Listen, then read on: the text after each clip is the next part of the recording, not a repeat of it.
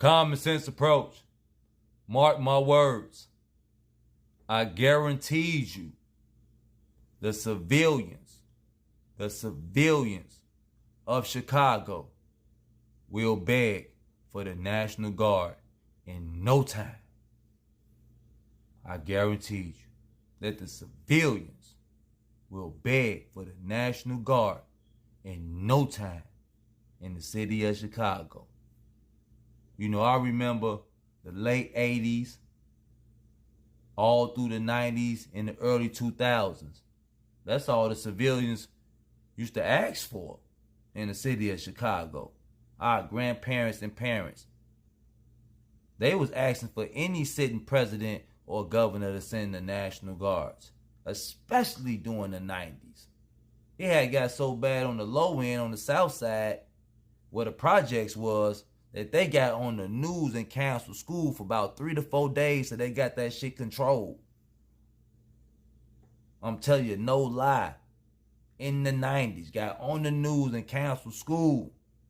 That's how bad it was, and they still ain't sending no National Guard. They just tore the buildings down. And see, that's how God works. The civilians of Chicago has been asking for someone to send in the National Guard for over 3 decades. Okay? And then God finally blessed you. But he sent that blessing in a package that you don't like. You don't like that package. So you just throw the blessing away. Never mind that you've been asking for this for 3 decades. For somebody to help you with this problem that you have. Okay? Crime and violence. But since it came in a package that you don't approve of, you just threw it all away. And that's going to cost you. Now, remember I said it was a guy that was speaking against the National Guard coming into Chicago, saying that they're not going to stand for it. They'll go to war with them. Okay?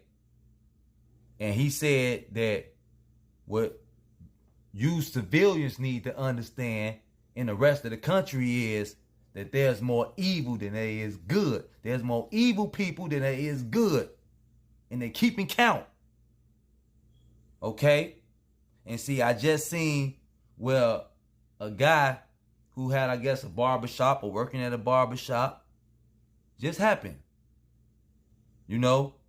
And somebody came in there and tried to rob him and took his life. He was a father and